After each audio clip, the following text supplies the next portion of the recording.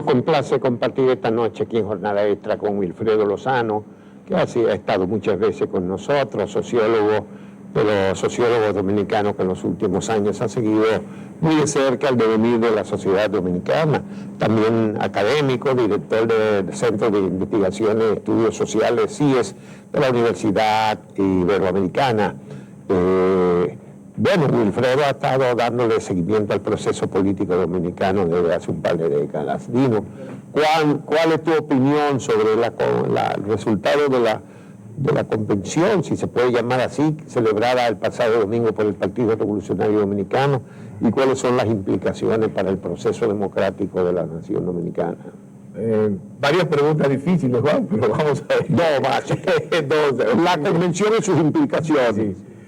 Fíjate, Juan, a mi juicio, a mi humilde opinión, de alguna manera ese ejercicio, la convención, entrecomillado, culmina todo un proceso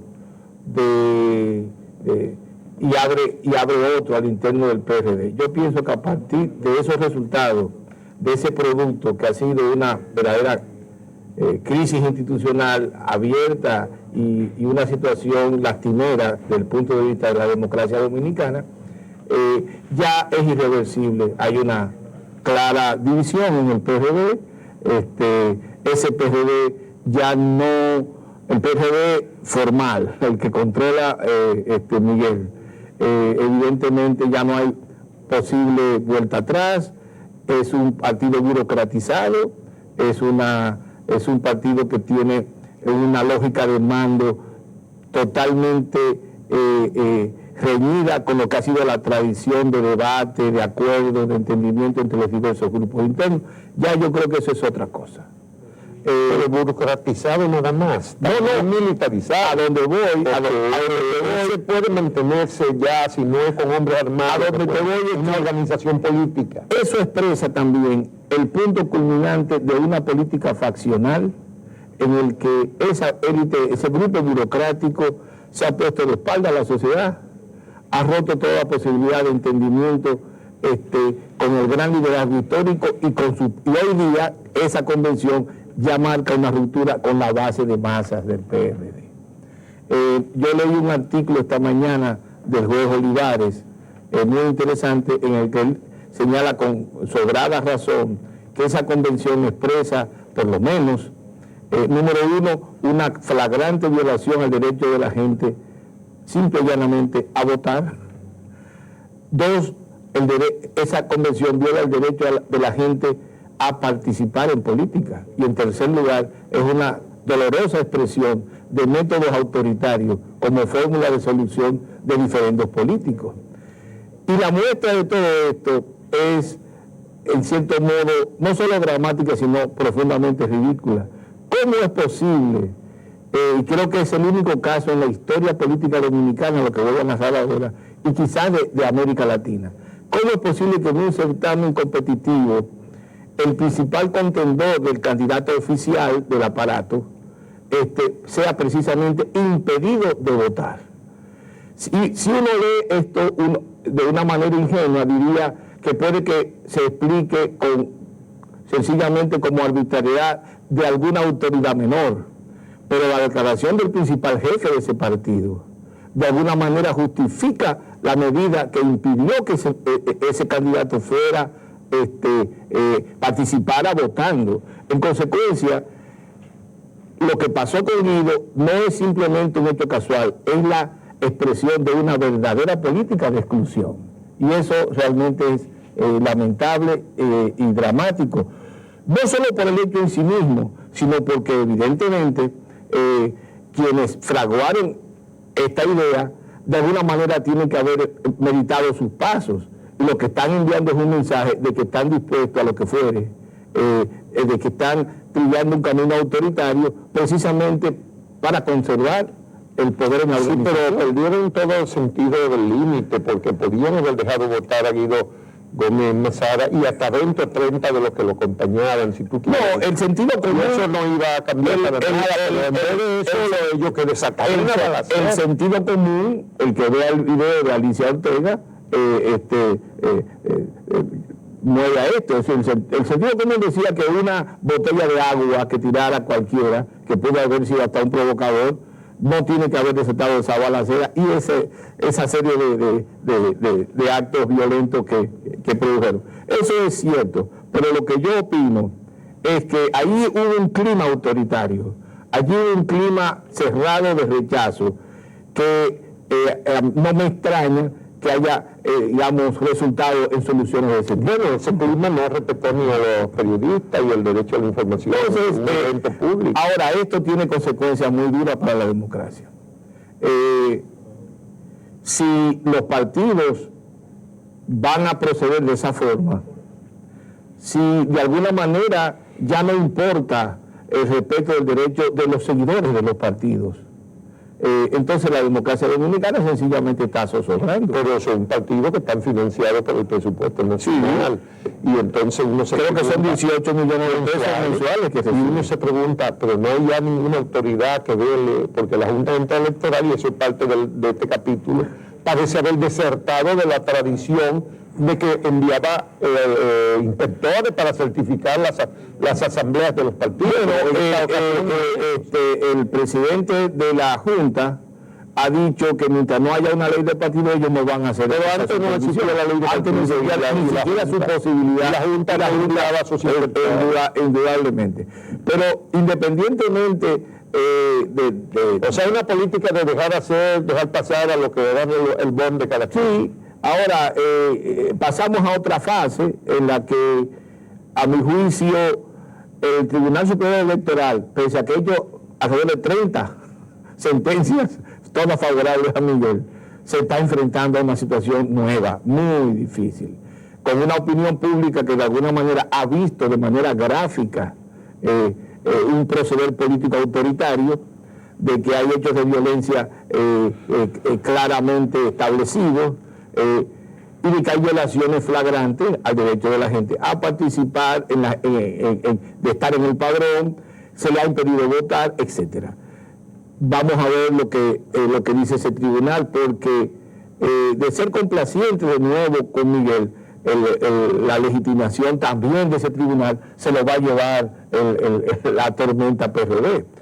Bueno, pero hay 4 de los que participaron en el proceso de Vargas Maldonado, encabezado por Pacheco, Nene Cabrera, Orlando Jorge, Mera, y hay un cuarto, que no me acuerdo ahora quién es el cuarto. Sí, creo que es un diputado. Bueno, ellos han pedido la anulación del proceso convencional por considerarlo viciado de arriba abajo.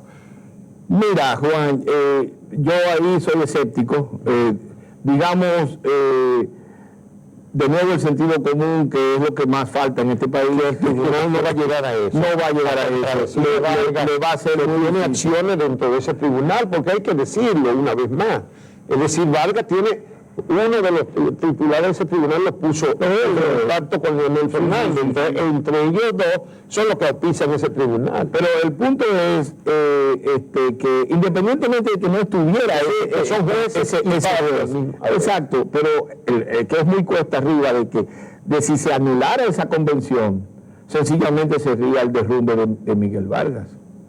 Quedaría totalmente deslegitimado y no ha quedado deslegitimado. Sí, ha quedado legitimado, pero controlando la organización. De eliminarse la convención, yo siento que la protesta de esos 4 de que se anule la convención va a comenzar a incrementarse en adeptos. Yo por eso digo que aquí ese anulamiento liquidaría a Miguel y por eso ese tribunal no va a hacerlo, pero en consecuencia eso va a meter en un problema al tribunal. En una palabra, hay una cadena de problemas que se han desatado. Bueno, a no ser que ya haya un espíritu maléfico, como algunos dicen o denuncian en el tribunal, y entonces decida anularlo para prolongar la crisis de un partido de la oposición, porque eso le garantizaría unos meses más de prolongación en el debate y la gente cansada de todo eso.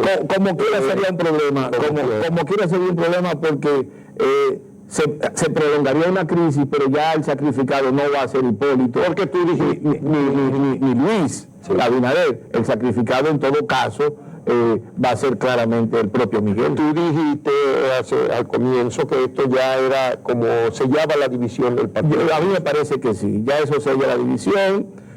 Lo que también abre una oportunidad. Pero tiene una división que tiene un par de años ya configurada, claro. Pero siempre ha habido, digamos, asombros, intentos, pero en este caso me parece que es claro que ya ahí no hay posibilidad de diálogo, ahí no hay posibilidad de vuelta atrás. Pero eso incluso, eso genera otro capítulo, que es el de la construcción de lo que creo que es el Partido Revolucionario Mayoritario, que agruparía a la disidencia mayoritaria, porque este es un caso interesante en que la mayoría es la excluida bueno, eso sería la primera vez en la historia del PRD. Si los hechos confirman lo que han indicado las encuestas, sería la primera vez que en el PRD la mayoría es la que se va del partido. Si eso pudiera decretar la muerte, digamos, o la insignificancia política del PRD en un plazo muy breve. Ahora, pudiera ocurrir. Si yo fuera un periódico, si yo dirigiera un periódico, si tuviera el dinero, yo haría ahora mismo una encuesta para ver el impacto en la opinión pública, en el ciudadano común que ha tenido este evento. Y yo creo que casi podemos estar seguros de que no va a ser risueño para Miguel. Pero a donde quiero llegar es que esa oportunidad que se le abre al Partido Revolucionario Mayoritario en formación tampoco va a ser un asunto fácil.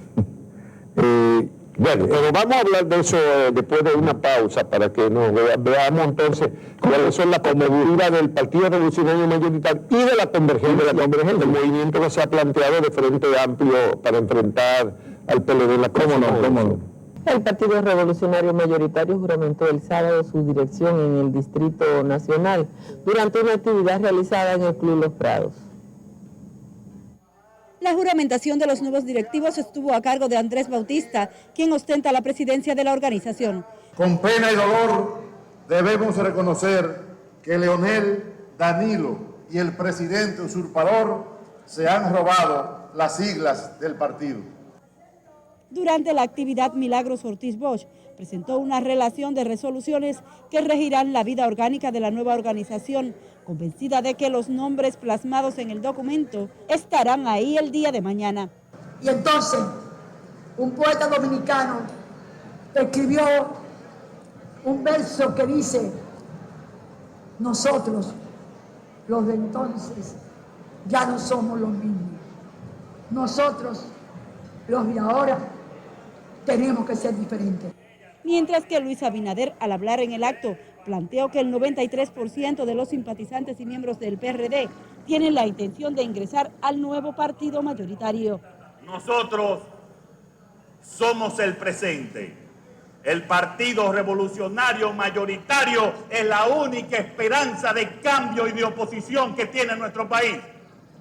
Y desde ahora que somos el presente, tenemos que construir un futuro diferente. La actividad fue dedicada a Julie Ares, fallecida recientemente. Al final del programa hubo una presentación cultural de grupos carnavalescos. Bueno, Wilfredo Lozano, estábamos analizando la convención del PRD del pasado domingo, que según el presidente de esa organización, ratificado con el cómputo que hicieron de los votos, que nadie vio dónde votaron más de 200.000 personas, pero bueno, eso es lo que dicen. Pero él dijo que fue una fiesta de la democracia. ¿Tú consideras que eso selló la división del PRD? Bueno, entonces, ¿a qué perspectiva le ve al PRD mayoritario, que es como o el Partido Revolucionario Mayoritario, que es como se llama ahora, lo que era la Alianza Social Dominicana, a donde van los seguidores de Hipólito Mejía y de Luis Abinader y otros sectores del PRD que son disidentes de esa línea que ha predominado? Mira, Juan, si bien la situación que se ha creado con esta, porque es una especie de charada de convención lo que ha ocurrido, genera una nueva situación en la que ese proyecto del Partido Revolucionario Mayoritario se le presentan oportunidades, me parece a mí. Tiene retos muy fuertes que yo espero que sepan evaluar y responder.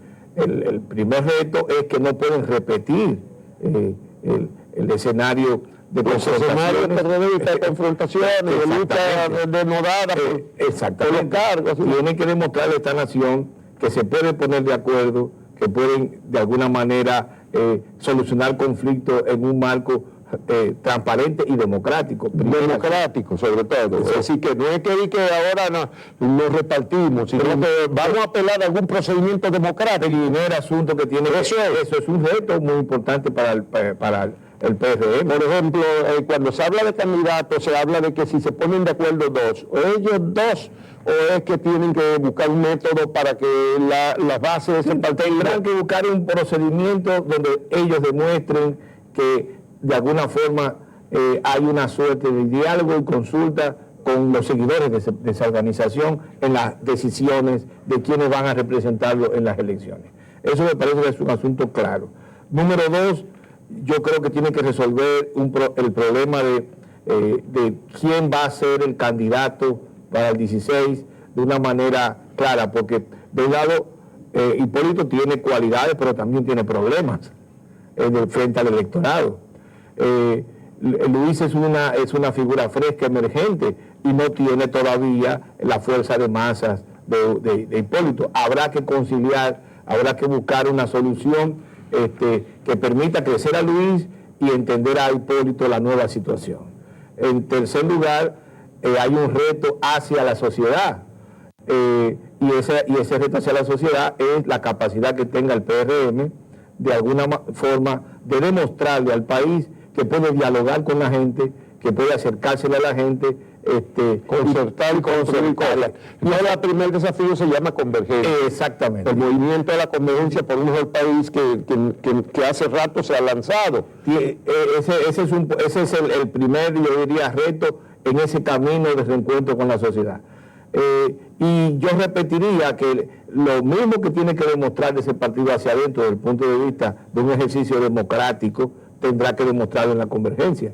O sea, hay una serie de retos contra lo cual conspira esa cultura política que hemos visto ha producido esa convención mostrenca. Sí, porque el resultado de esa división del PRD es resultado de una serie de errores políticos de los que no escapan los demás, incluyendo particularmente al presidente Mejía, que cuando fue presidente dividió ese partido sobre la base de imponer una reelección, corrompió y compró gente. Es una cadena y una serie de errores. Ese partido prefirió a Miguel Vargas antes que a Milagros Ortiz Bosch, que representaba el partido y la historia y la ideología y la ética profesional de un político. Ahora, independientemente del camino que se tome, yo siento que estamos asistiendo a un momento de reacomodo político. Es evidente que ya el PRD tradicional no representará lo que fue. Está claro que está surgiendo una nueva organización de masa con peso electoral al punto que será el competidor del gobierno en las elecciones. O sea, estamos por encima del PRD. Por encima me parece a mí que es clarísimo. Eso tú lo dices por lo que han indicado las encuestas son contundentes y todas han sido sistemáticas en eso. Entonces, estamos asistiendo a una nueva situación. Ahora, de todos modos, lo que está surgiendo tiene el reto que veíamos de demostrarle a la gente, de encantar a la gente en el plano del diálogo, del acercamiento, de la participación. Si no hay eso, el porvenir de la democracia dominicana. Decíamos de las encuestas, pero uno lo percibe en todos los ambientes, porque yo no encuentro a nadie que esté aplaudiendo lo que ha hecho Vargas Maldonado y su grupo. O sea, yo no he encontrado, no es lo que dicen las encuestas, es que en que uno se mueve en la sociedad. Y uno no encuentra, lo único que uno encuentra es censura para eso. Pero si tú te pones a ver, la prensa escrita, porque hay que hacer la distinción, la prensa escrita ha sido muy complaciente con Miguel hasta este momento.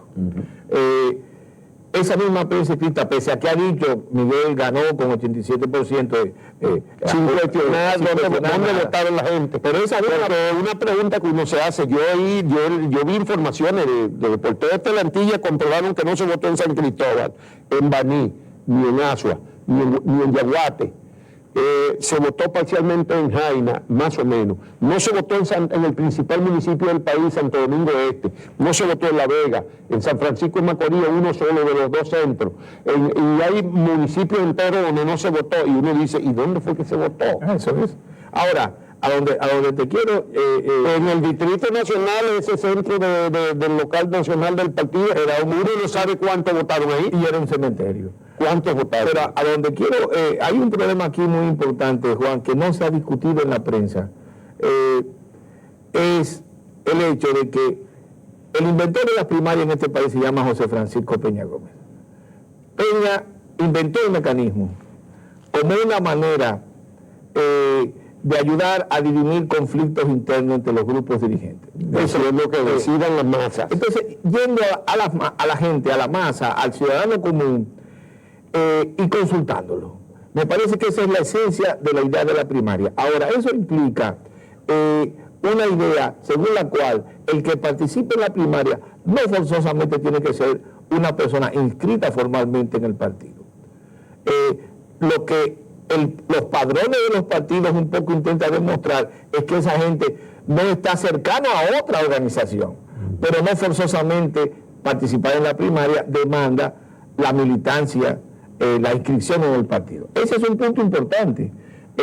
Hasta hace poco la idea de la primaria en todo el espectro político dominicano era esa, la de consultar a la ciudadanía acerca de decisiones importantes de los partidos frente a las elecciones. Pero de repente, la interpretación que hace el grupo de Vargas Maldonado no es esa.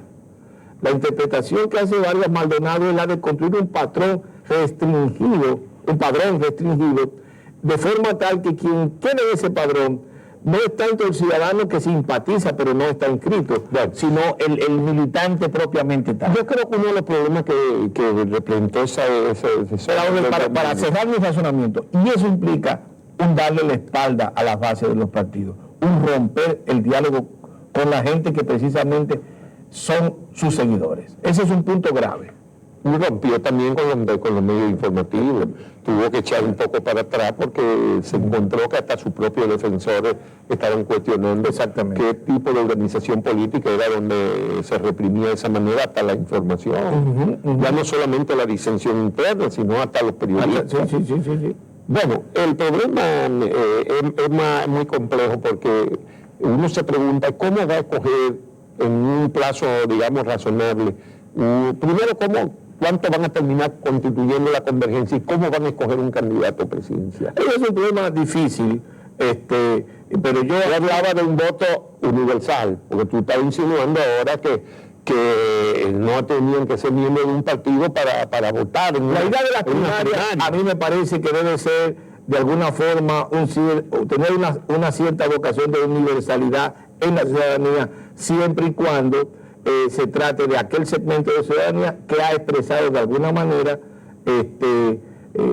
una simpatía, un acercamiento. Eso es difícil de establecer, pero hacerlo de otra forma me parece que es romper el espíritu de la idea de primaria. Los americanos que inventaron el método de la primaria, lo que hacen es que abren un proceso de inscripción del ciudadano común en los partidos. Y entonces solo los inscritos pueden votar en esas primarias. Pero no le exigen a esas personas que sean miembros del partido. Es decir, que se inscriban para votar. Que se inscriben para votar, pero no para ser puede ser, por ejemplo, electrónicamente, a través porque la gente si le pide que vayan a los locales, inscribirse. No va. Eso lo hacen los americanos, ese es el mecanismo. Se puede hacer a través de correo, a través de un correo electrónico. Y es un mecanismo además que moviliza a la sociedad, que pone en contacto a la organización con la gente, y las interesa. Bueno, pero antes de llegar ahí, el problema de la convergencia es que los demás grupos que deben de constituirla, bueno, hay algunos que tienen unos conceptos muy claros y se han expresado. El manifiesto con que se presentó hace 2 o 3 semanas fue un buen documento. Sí, creo que sí. El problema es en la práctica. ¿Qué están haciendo esos otros grupos y esos pequeños partidos para constituirse en una fuerza antes que venga el PRM, o sea, el Partido Revolucionario Mayoritario, y entonces imponga la mayoría de viejos PRDistas que de alguna manera van a transportar el clientelismo y los vicios de la política tradicional. Mira, Juan, yo siento que, bueno, el Frente Amplio está trabajando en esto. Este muchacho, como se llama Fidel Santana, está trabajando desde hace mucho tiempo promoviendo su candidatura, evidentemente, para una potencial negociación futura. Pero el punto es... Pero hay grupos como Ciudadanos por la Democracia, que es un grupo intelectual y tiene mucho, y aporta mucho. Pero yo siento que Ciudadanos por la Democracia está haciendo un trabajo importante en el esfuerzo por la concertación, por acercar en un día al diálogo a los diversos componentes de la... Y lograrán, porque esa es la otra cosa, perderán el tiempo, lograrán esta vez sí que Eduardo Estrella, Guillermo Moreno, Atoy de Camps, Max Puig, todos esos grupos que se supone que tienen un proyecto divergente. Esa es una tarea pendiente, pero yo pienso que pasa mucho por el escenario de quién finalmente represente como candidato presidencial la convergencia. Esto depende mucho de eso, la capacidad negociadora que se tenga para poder atraer a esos actores que acabas de mencionar. Esto no quiere decir chantaje alguno. Me parece que ellos tienen todo el derecho a hacer su planteamiento en esa línea. Pero a lo que sí me parece están obligadas todas estas fuerzas es a un entendimiento mientras más rápido mejor, porque si no hay un cierto tipo de esfuerzo unitario, de cohesión de diversos agrupamientos políticos en una sola propuesta, va a ser difícil plantearse la posibilidad de una alternativa, porque estamos frente a un partido hegemónico poderoso, con muchos recursos, estamos frente a una lógica neopatrimonial que maneja recursos del Estado sin ningún tipo de miramiento, y yo dudo que la ley de partidos, eso es una visión muy personal mía, en esa circunstancia sea fácilmente aprobada. Y si la aprueban tampoco se va a cumplir, porque aquí el que se apruebe ninguna ley garantía de cumplimiento. Bueno, pues muchísimas gracias a Wilfredo Lozano, sociólogo, por haber venido a conversar con nosotros en esta jornada extra.